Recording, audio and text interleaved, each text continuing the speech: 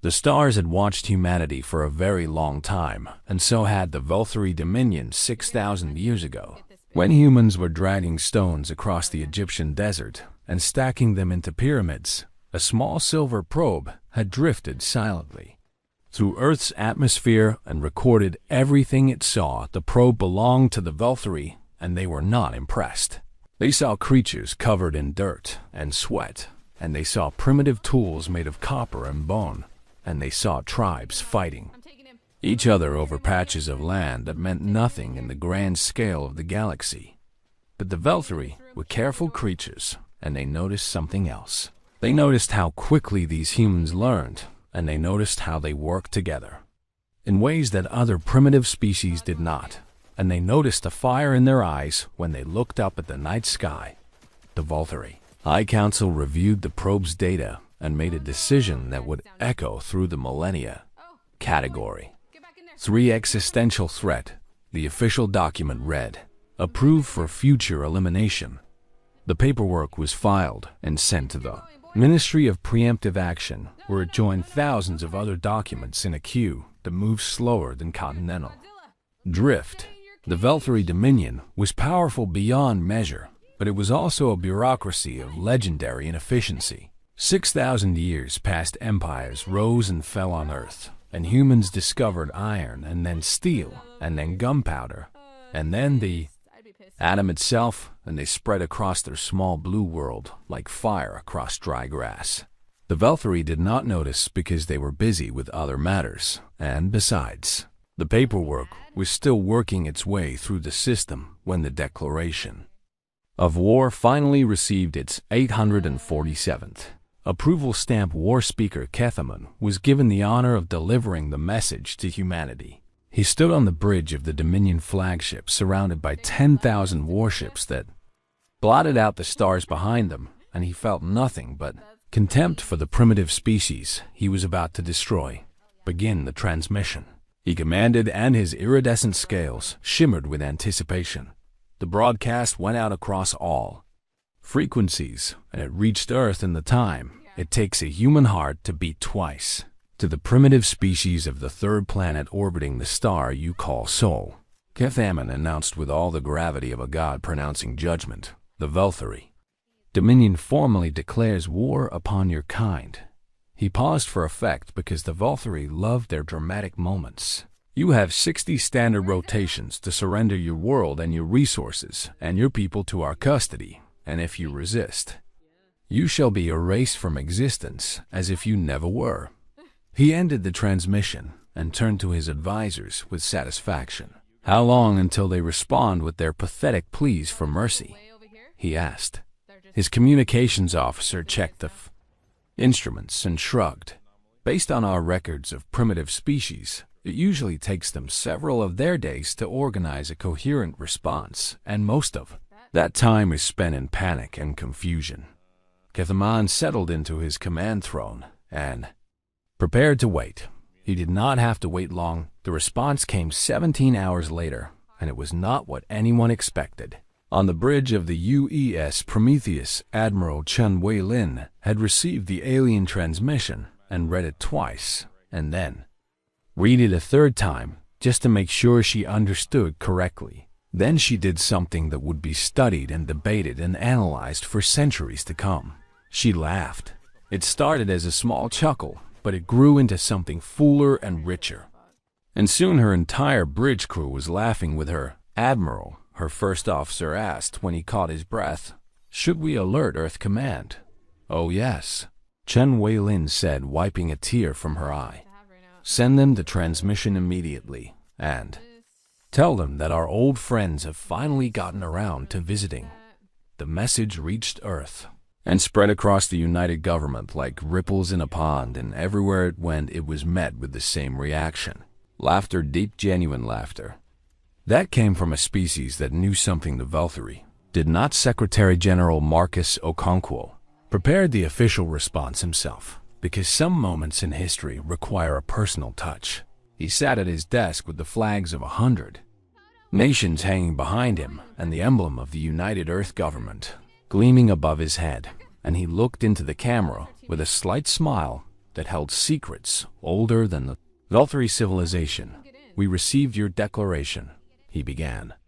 And we appreciate the advance notice because it shows a certain respect for proper procedure.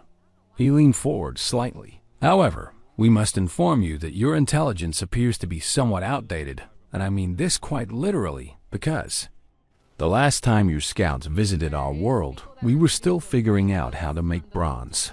He paused and let the words sink in. Since then, we have had what you might call a few developments. His smile grew wider. We split the atom and used its power to light our cities, and unfortunately also to wage war upon ourselves. But we learned from that mistake, and we unified our world not through conquest, but through the slow and difficult work of choosing cooperation over extinction. He gestured at the flags behind him. We rewrote our own genetic code and cured diseases that had plagued us for millennia, and we built minds of silicon and light that think faster than any biological brain could imagine, and we colonized our solar system. And then the nearest stars. He leaned back in his chair, and then we kept going. The Secretary General's expression shifted into something that was almost sympathetic. We have been in your space for approximately 2,000 years now, and we did not announce ourselves because we did not want to make things awkward, and also because we were curious to see how long it would take you to notice. He spread his hands in a gesture of openness. You never did. On the Valkyrie flagship war speaker.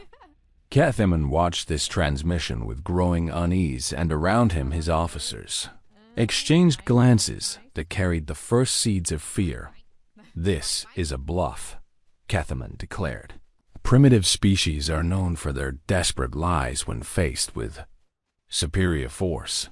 His tactical advisor stepped forward with a data tablet, and his hands were trembling.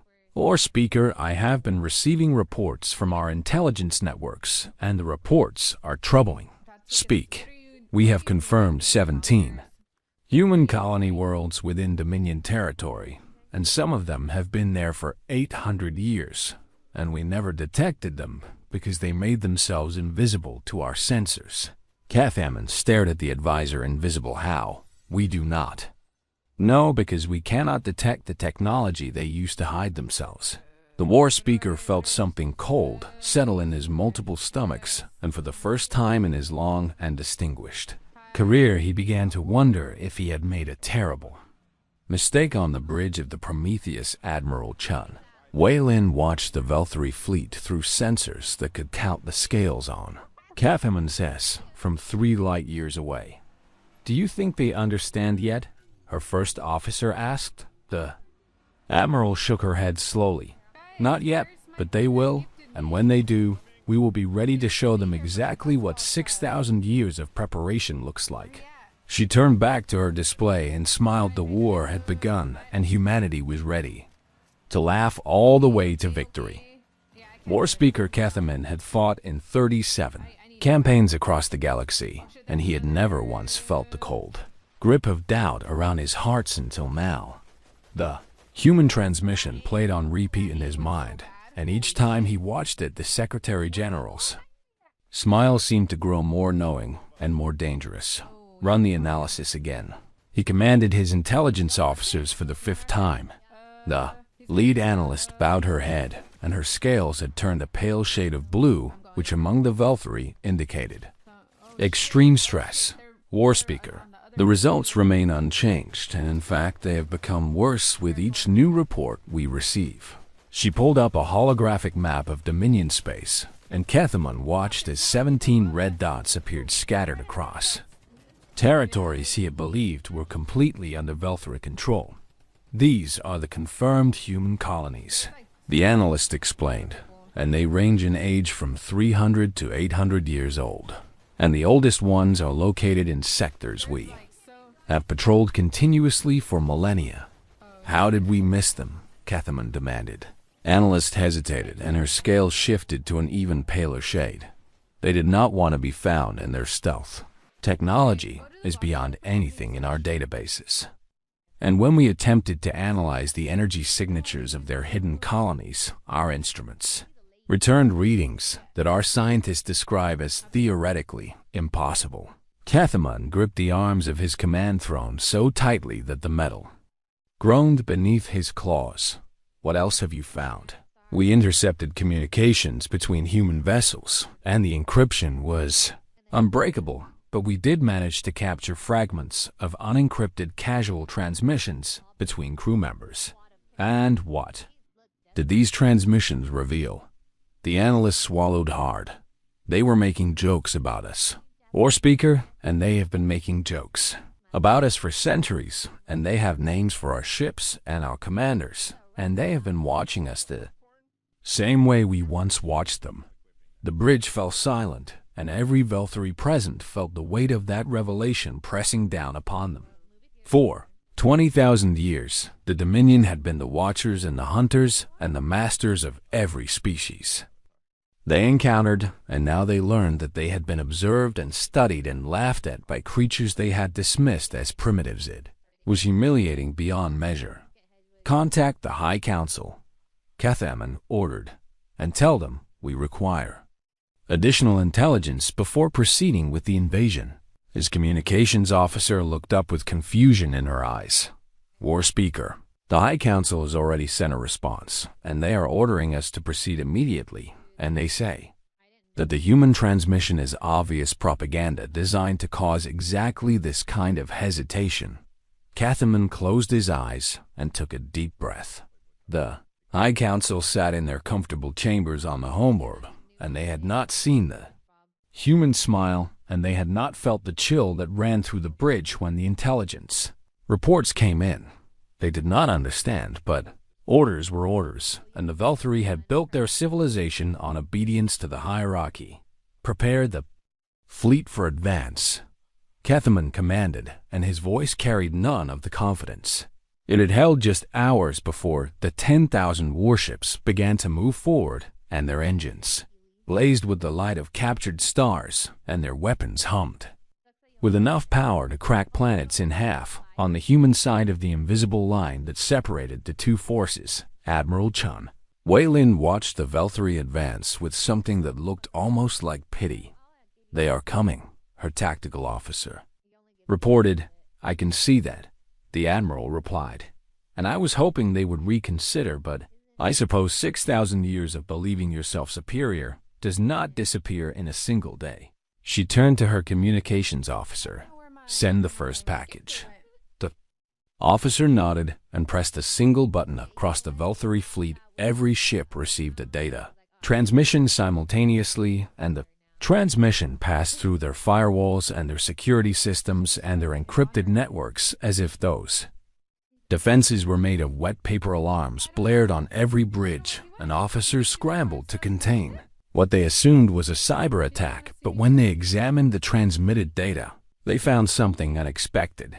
It was not a virus or a weapon, it was a gift. The package contained detailed schematics of the Velthari flagship's reactor core, and the schematics were accurate down to the molecular level, and highlighted in red was a specific frequency that would cause the entire reactor to fail catastrophically if exposed to the right resonance pattern. A note accompanied the schematics written in perfect Velthari script. We thought you might want to patch that vulnerability, and we have known about it for 600 years. And we never exploited it because we were hoping we would never have to fight you. But since you insist on this course of action, we felt it was only fair to let you know what you are walking into. The note was signed with a simple human symbol that the Velthari translation software identified as a smiley face. Cathaman read the note 3 times, and each time he felt his confidence crumble a little more. Is this accurate? He asked his chief engineer. The engineer was pale and trembling, and his scales had turned almost white. It is accurate, war speaker, and the vulnerability is real, and if they had wanted to destroy this ship at any point in the last 600 years, they could have done so with a single transmission, and we would never have seen it coming. Why did they not?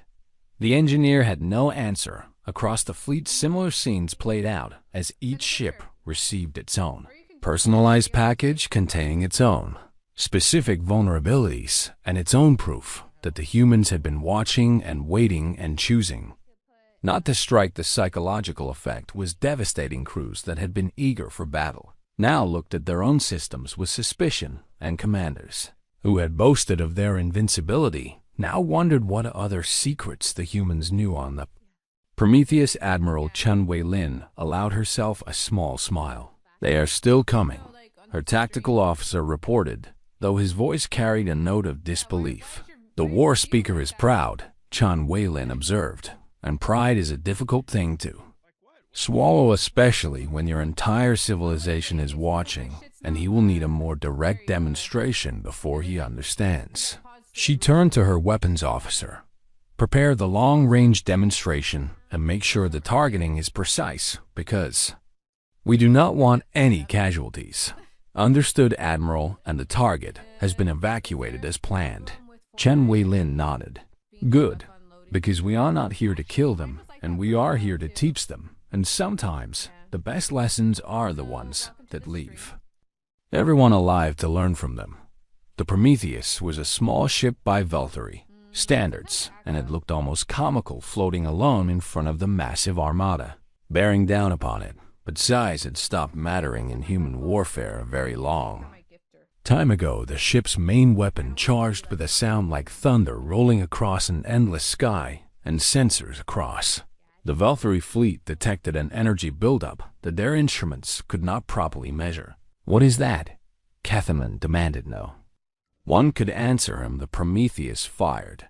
The beam was invisible to Valkyrie sensors, and it passed harmlessly between their ships without touching a single hull, and for a moment the Valkyrie officers felt relief wash over them. Then 3 light years away, a Valkyrie military shipyard vanished. The shipyard had been hidden and classified and known only to the highest admirals in the Dominion, and it had been building the next generation of warships in complete secrecy. Now it was gone, and in its place was nothing but expanding gas and debris. The Prometheus broadcast a single message to the stunned Valkyrie fleet. "That facility was empty, and we evacuated the workers last week because we are not interested in killing your people, War Speaker. And we are interested in making a point." Cathaman stared at his display, showing the impossible shot, and the impossible range, and the impossible precision, and he finally began to understand what humanity had become. And for the first time in his life, the mighty War Speaker of the Valkyrie Dominion felt true fear. To understand why humanity laughed at the Valkyrie declaration of war, one must first understand what happened in the centuries after that ancient probe left Earth. The humans did not know they were being watched, and they did not know they had been marked for extinction, and they continued doing what humans had always done. They fought each other, and they loved each other, and they built great civilizations only to tear them down and build them again. The 20th century was the worst of it, and the best of it. Humans split the atom and used that power to end a terrible war, but in doing so, they created weapons that could destroy their entire world, and for decades, they lived under the shadow of their own extinction.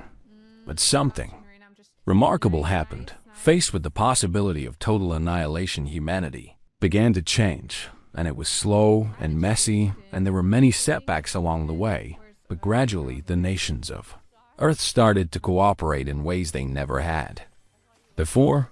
By the year 2150, the United Earth Government was formed, and it was not perfect, and many old conflicts still simmered beneath the surface, but for the first time in history, humanity spoke with a single voice.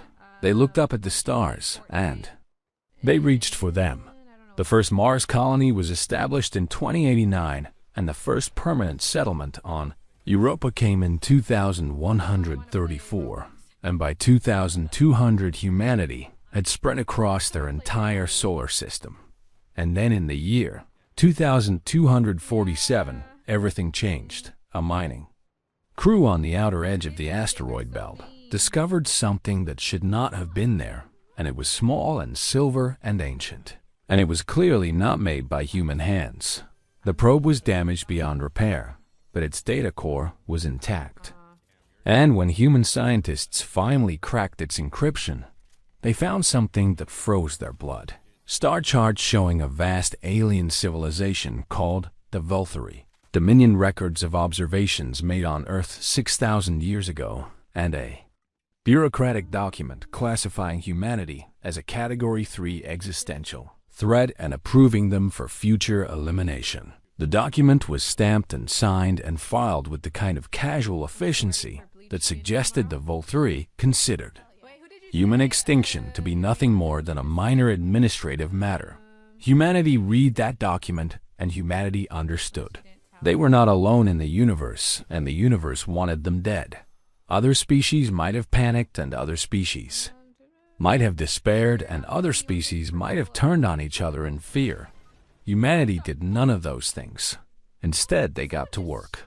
The discovery of the Valkyrie probe accelerated human technology by centuries, and reverse engineering its systems gave humanity access to principles of physics they had only dreamed of. Within 50 years, human scientists had developed faster than light travel. Within 100 years, they had mastered genetic engineering to the point where disease and aging became choices rather than inevitabilities. Within 200 years, they had created artificial intelligences that worked alongside human minds to solve problems that neither could tackle alone. And all the while, they remembered that document, and they remembered what was coming. They began to explore the galaxy, but they did so quietly and carefully, and they developed stealth technology that could hide entire planets from Valkyrie sensors. They found the edges of Dominion space, and they slipped inside like ghosts, and they built colonies on worlds the Valkyrie considered their own. They watched, and they learned, and they waited. Admiral Chen Wei-lin came from a family that had devoted itself to preparing for this day. Her great-grandmother, Commander Sarah Chun, had led the first stealth mission into Dominion territory, and she had mapped 17 Valkyrie military installations before returning home with data that would take decades to fully analyze.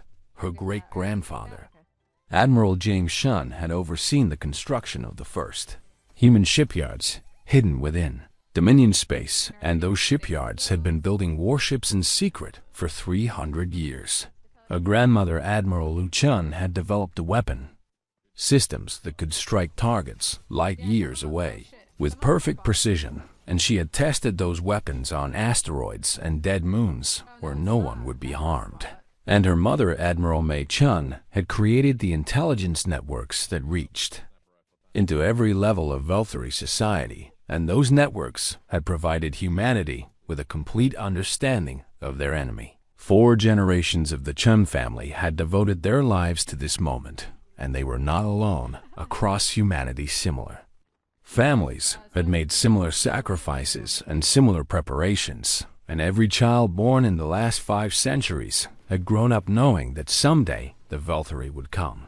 The schools taught Valkyrie language and culture alongside human history. The military academies trained officers to fight an enemy that moved and thought in alien ways. The research institutions developed technologies specifically designed to counter Valkyrie advantages. And the philosophers and ethicists debated what humanity should do when the moment finally arrived. Some argued for preemptive strikes, and they said humanity should destroy the Valkyrie before the Valkyrie could destroy them.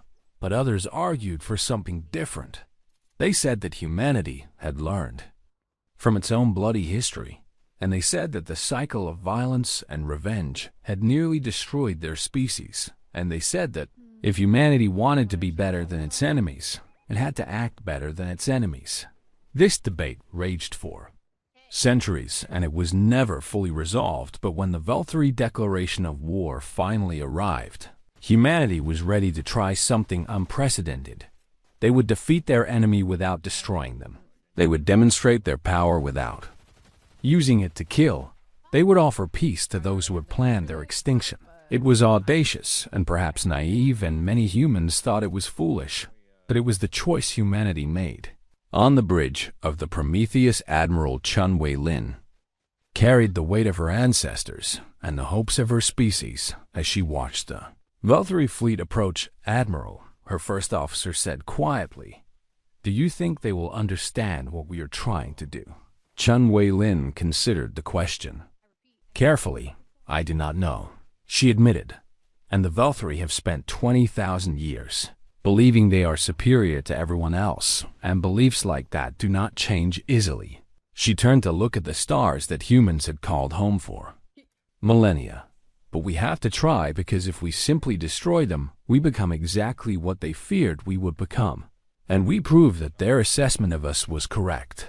The first officer nodded slowly. "And if they refuse to listen," the admiral's expression hardened just slightly, "then we will make them listen, and we will demonstrate our power so completely and so undeniably that they have no choice but to accept reality, and we will do it without killing anyone if we possibly can."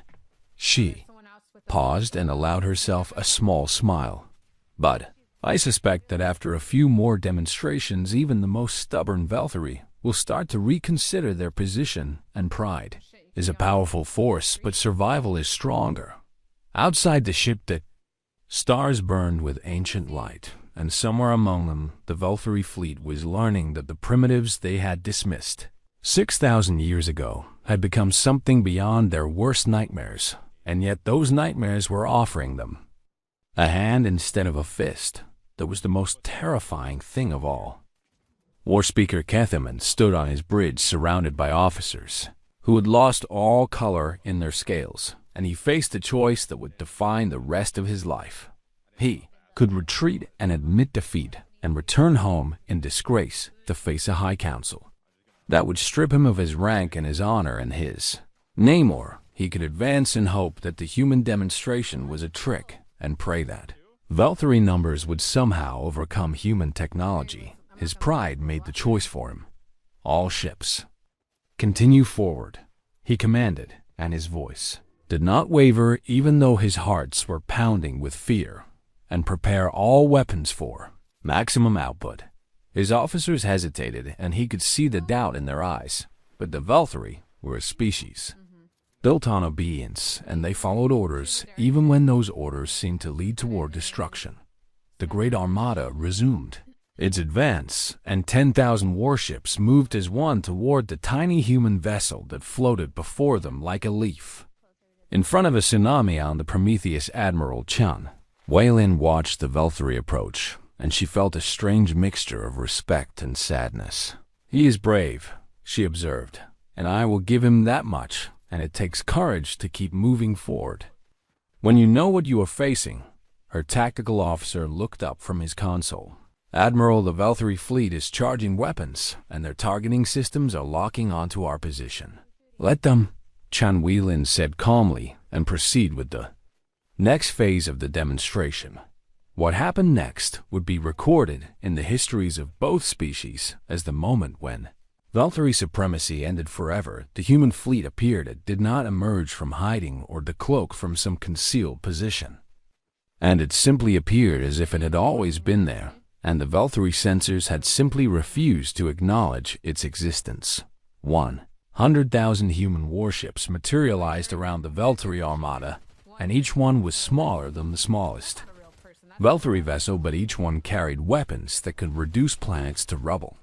The Velthari fleet was surrounded and outnumbered and outgunned, and they had never even known. The humans were there. Kethaman stared at the tactical display and watched as the comfortable blue of Velthari ships was swallowed by the red of human contacts. "This is impossible," he whispered. His tactical officer was trembling so badly she could barely read her instruments. "War Speaker, the human ships are broadcasting a message. Let me hear it." Admiral Chun Wei-lin's voice filled the bridge, calm and almost gentle. "War Speaker Kethaman, this is Admiral Chun Wei-lin of the United Earth Navy, and I want you to understand that the fleet you see around you is not our main force, and is not even close to our main force, and we brought just enough ships to make sure you understand the situation." Kethaman gripped his command throne and fought to keep his composure. "What do you want?" "We want to talk," Chun Wei-lin replied, "and we want to end this war before it becomes a war, and we want to offer you something that no enemy has ever offered the Velthury Dominion. And what is that? A future. The word hung in the air, and Kethaman did not know how to respond. We have studied your species for a very long time, Chen Wei-lin continued, and we know your history and your culture and your beliefs, and we know that the Dominion has ruled through fear for 20,000 years, and we know that your people are tired. Kethaman wanted to deny it, but he could not because she was right. The Dominion was ancient and vast, but it was also stagnant, and its people lived in rigid hierarchies where questioning authority meant death and innovation was discouraged, and art and music and joy had been sacrificed on the altar of order. You marked us for extinction when we were building pyramids, Chen Wei-lin said, and you saw us as a threat because we were different and because we grew and changed in ways you could not predict, and you were right to be afraid. She paused, but you were afraid for the wrong reasons. On every Velthury ship, the human admiral's words echoed through the corridors and reached the ears of ordinary crew members who had spent their lives being told that aliens were dangerous and inferior and deserving of conquest. We are not a threat because we are violent or cruel, Chen Wei-lin explained. And yes, we can be both of those things, and our history is filled with terrible acts that shame us still, but that is not what makes us dangerous. Then what? Kethaman demanded. We are dangerous because we never stop growing, and we never stop learning, and we never stop reaching for something better, and every obstacle we encounter becomes a stepping stone, and every enemy we face becomes a teacher, and every failure becomes a lesson. She let those words sink in. You tried to make us victims, and instead, you made us ready, and you gave us 6,000 years to prepare. And we used every single day of that time to become something your ancestors could never have imagined. The human fleet began to move, and the ships did not attack, but instead they performed a complex dance around the frozen Velthury Armada, and they demonstrated perfect coordination and impossible precision and speeds that Velthury physics said were unachievable. It was not a display of aggression. It was a display of capability, and it was terrifying in its beauty. We could destroy your fleet in seconds, Chen Wei-lin said, and we could destroy your homeworld in hours, and we could erase the Velthury from existence as if you had never been, and no one in the galaxy could stop us. Kethaman closed his eyes and waited for the killing blow. It did not come, but we are not going to do that. His eyes snapped open. 6,000 years ago, your ancestors looked at us and saw only primitives to be destroyed, and they did not see our potential, and they did not see our capacity for growth, and they did not see that we could become allies instead of enemies. The human ships stopped their dance and held position around the Velthury fleet like a gentle cage. We are giving you the same choice your ancestors denied us, and we are looking at the Velthury and seeing not enemies to be destroyed, but people to be understood, and we are offering you partnership instead of annihilation. Kethaman felt something strange and unfamiliar stirring in his chest. It took him a moment to recognize. It is hope. Why? He asked, and his voice was barely a whisper. And why would you show mercy to those who planned your extinction? Admiral Chen Wei-lin's response was simple and profound. Because we remember what it was like to be afraid, and we remember what it was like to look up at the stars and wonder if monsters were looking back, and we will not become the monsters that others fear. She paused. We are offering you a hand war speaker, and the question now is whether you have the courage to take it. Kethaman looked around his bridge at the officers who had followed him into what they believed would be their final battle, and he saw fear in their eyes. But he also saw something else. He saw hope, the same hope he felt stirring in his own hearts, and in that moment, surrounded by a fleet that could destroy him without effort, he made a decision that would change the course of galactic history. I am listening, he said, and tell me more about this future you are offering. The negotiations took place on a station that floated between the two fleets, and it was a neutral ground built by humans but designed to feel welcoming to. Valtteri Sensibility's war speaker Catherman walked through corridors that hummed with alien technology, and he was accompanied by two guards who seemed almost unnecessary, given how completely the humans had demonstrated their superiority. Secretary General Marcus Okonkwo was waiting for him in a chamber filled with soft light and comfortable furniture, and the walls displayed images of both Earth and the Valtteri homeworld rotating slowly in the void. "Please sit," Okonkwo said, gesturing to a chair that had been designed specifically for Valtteri anatomy. "I imagine you have many questions." Catherman settled into the chair, and it was surprisingly comfortable, and he studied the human across from him with new eyes. This was not a primitive, and this was not a simple creature to be dismissed, and this was the leader of a civilization that had turned a death sentence into an opportunity for growth. "I do not understand," Catherman admitted, "and you have every reason to destroy us, and we planned your extinction, and we would have carried it out without hesitation if we had the power to do so." Okonkwo nodded slowly. "Yes, you would have, and I do not doubt that for a moment, and your ancestors made a decision based on fear and self-interest. And if our positions were reversed, we might have made the same choice." He leaned forward. "But we are not in your position, and we have had 6,000 years to think about this moment and to decide what kind of species we want to be, and we chose to be something better than our enemies expected. But why?" Catherman pressed. "And what do you gain from showing mercy?" Okonkwo smiled, and it was not a predator's smile, but something warmer and more genuine. "Do you know what nearly destroyed humanity before we ever reached the stars?" Catherman shook his head. "Ourselves," Okonkwo said, "and we came so close to extinction, not from alien threats, but from our own fear and hatred and inability to see past our differences, and we built weapons that could end all life on our world, and we pointed them at each other, and we came within minutes of using them." He paused and let the weight of that admission settle. "We learned something from that experience, and we learned that the cycle of violence and revenge leads only to destruction, and we learned that the only way to break that cycle is to choose something different, even when it seems impossible." Catherman considered these words carefully. "You are offering us forgiveness, not forgiveness," Okonkwo corrected, "and the Valtteri Dominion is not something that needs forgiveness because it is a system and an institution and an idea, and ideas do not require mercy." He spread his hands.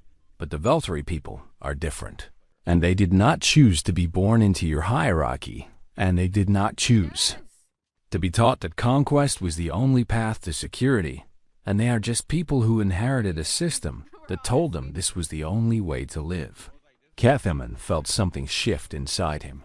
"You are asking us to change everything."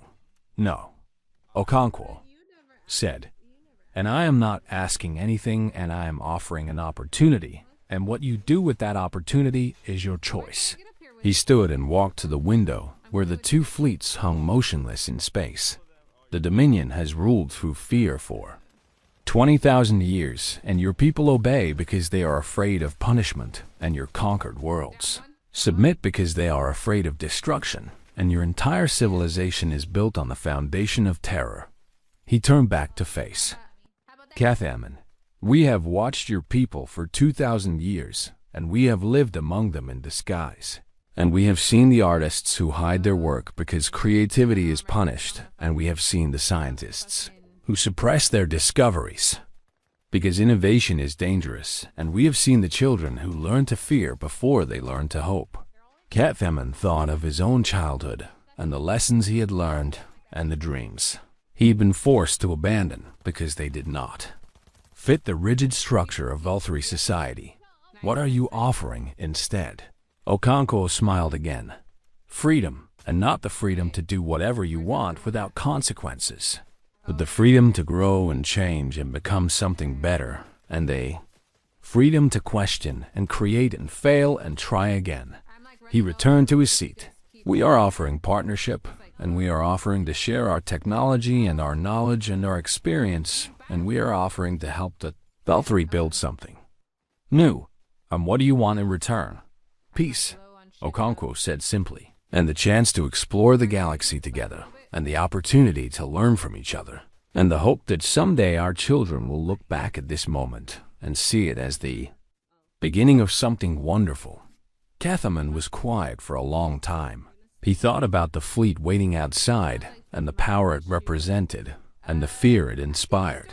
And he thought about how easy it would be for the humans to simply destroy everything and claim victory. But they had not done that.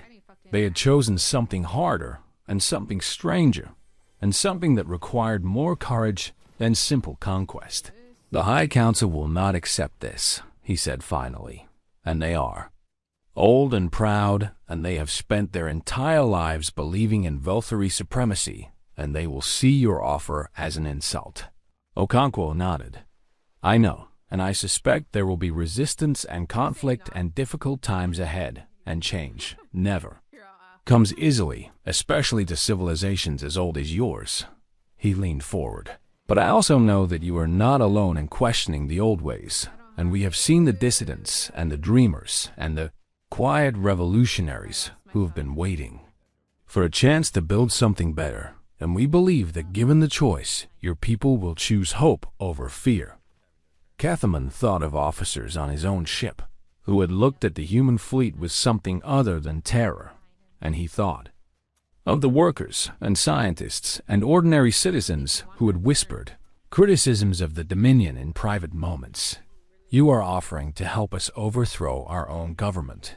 No, Okonkwo corrected, and we are offering to help you transform your own government, and there's a difference, and we are not interested in installing a human puppet state or controlling your people, and we want to see the Valkyrie become partners, not subjects.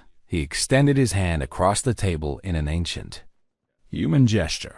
6,000 years ago, your ancestors saw primitives building pyramids, and they decided we were a threat, and they were right. But not for the reasons they thought, and we were never a threat to your existence. But we have always been a threat to your assumptions. Cathaman looked at the offered hand and understood what it represented. It was not submission, and it was not surrender, and it was something far more dangerous to the old ways of thinking. It was an invitation to change. I cannot speak for the Dominion, he said slowly, and I am just a war speaker with a defeated fleet. You are the Valkyrie who was brave enough to keep advancing when you knew you were outmatched. Okonkwo replied, and you are the Valkyrie who asked why instead of simply accepting death, and you are exactly the kind of person your species needs. Right now. Cathaman hesitated for only a moment longer. Then he reached out and took the human's hand. It was warm and firm, and it held no threat. Only promise. I do not know if this will work, he admitted. Neither do we, Okonkwo said, and that is what makes it worth trying. Outside the window, the two fleets hung in space, and somewhere in the vast darkness of the galaxy, billions of beings waited to learn what would happen next. The war that had been declared was over before it began, and something new was just beginning. 100 years later, the children of both species would gather in schools that taught cooperation instead of conquest, and they would learn about the moment when two civilizations chose partnership over destruction. They would learn about a human species that had turned 6,000 years of fear into 6,000 years of preparation, and they would learn about a Valkyrie war speaker who had the courage to take an offered hand. The galaxy was changing, and it was changing because humanity had remembered something important. The best way to defeat an enemy was to make them a friend, and when the Valkyrie finally understood that lesson, they stopped being enemies forever.